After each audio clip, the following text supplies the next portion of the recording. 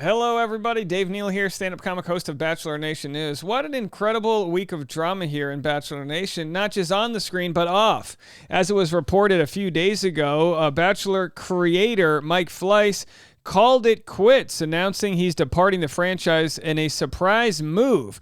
Well, we had that story, and then, of course, things are now a little bit more interesting. We're going to get into it right now.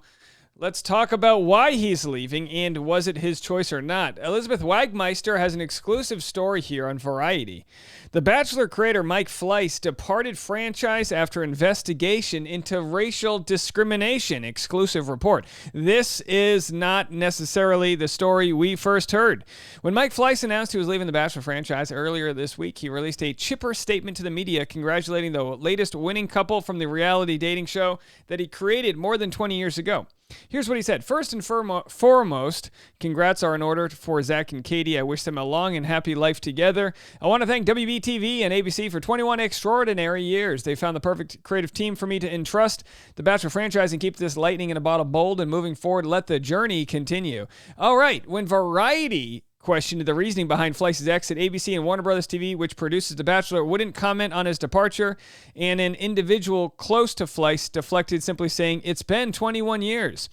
Mike Fleiss's public-facing exit strategy allowed him to present a peaceful parting of ways that indicated he voluntarily left, but behind the scenes that couldn't be further from the truth.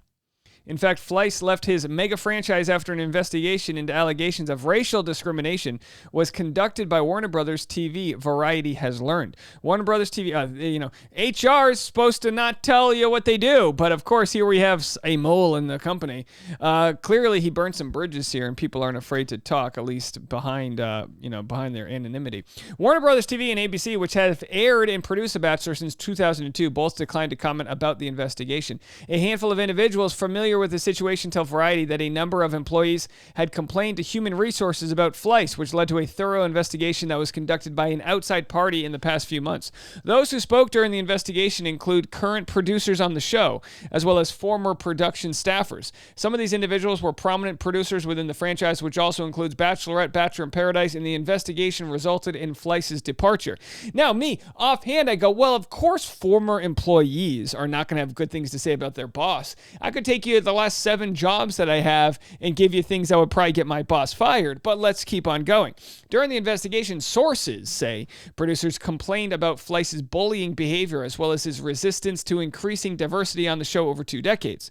Individuals who spoke during the investigation expressed that when production staffers suggested casting more diverse reality stars, Fleiss would not take their suggestion, it would lash out against them. The individuals who spoke anonymously with Variety said that throughout the investigation, a common theme that repeatedly came up was that the fight for change was a source of frustration for many staff members.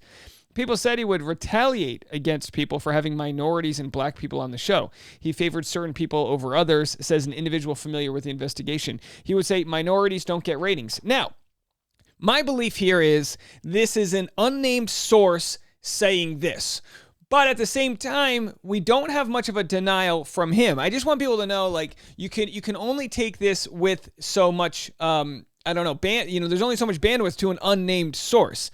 If anyone comes forward and if this story inspires other people to tell their story, then we'll have maybe some more credibility. I will say, though, Variety is pretty credible. And Elizabeth Kietkowski, I believe that's her name, right, who is writing this article, has been very credible in the past. So with that, I'm giving that full respect and full credit to the news here. I'm not saying it's not true. I'm just saying, when it's very brave to talk trash about your boss when it's, when your name's not attached to it or your former boss.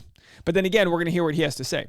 When Variety reached out to Fleiss for comment regarding the investigation about his behavior, he sent a statement via email acknowledging that he could have done more to diversify the show. He said he hopes that the franchise will continue to move in the right direction as it continues without him. I had no idea back in 2002 that we were building a pop culture juggernaut. It was a crazy idea then and sure as hell continues to roll. Just look at every network and streamer that has ripped us off. Since its premiere 21 years ago, times have certainly changed, and I'd have to say we didn't keep up with the pace of those changes.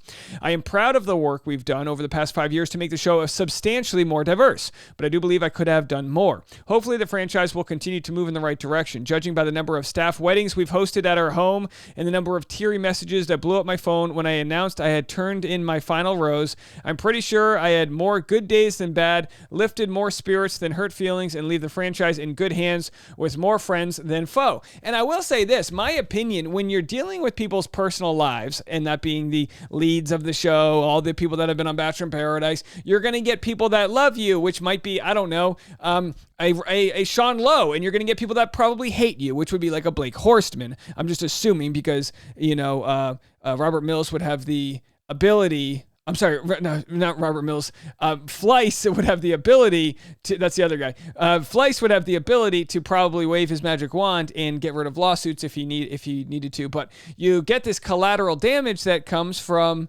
prioritizing drama over human feelings, and you're going to burn bridges in the process. That's just what's going to happen. While Fleiss will have zero involvement with the show going forward, Variety has learned he will continue to be credited on the franchise as its creator. Oh yeah, Mike Fleiss is going to continue to make all that money. That's not going away. He created the show. Mike Fleiss' most recent deal with Warner Brothers ran up around the end of 2022, which is around the same time the investigation was conducted. Insiders say that at one point there was a discussion about a possible deal for Fleiss at ABC, but those conversations fizzled out. Over the years, The Bachelor has suffered criticism for its lack of racial inclusiveness, though it has increased its efforts in recent years by widening the pool of contestants across its cast. The next star of The Bachelorette, which will air this summer, is Charity Lawson, a black contestant from the most recent season of The Bachelor, who will become the 4th female lead of color. And they mentioned Matt James and Rachel Lindsay. And behind the scenes, the franchise named its first black executive producer in 2021 with Jodie Baskerville, a veteran Bachelor producer who had been with the show for a decade when she was promoted to the executive ranks. So his sudden departure came as a shock to the Bachelor team. Many employees had no idea there was an investigation happening. And he said, I've been there almost since the beginning. It's been fantastic. Oh, I'm sorry. A high-level crew member says, I've been there almost since the beginning. It's been fantastic.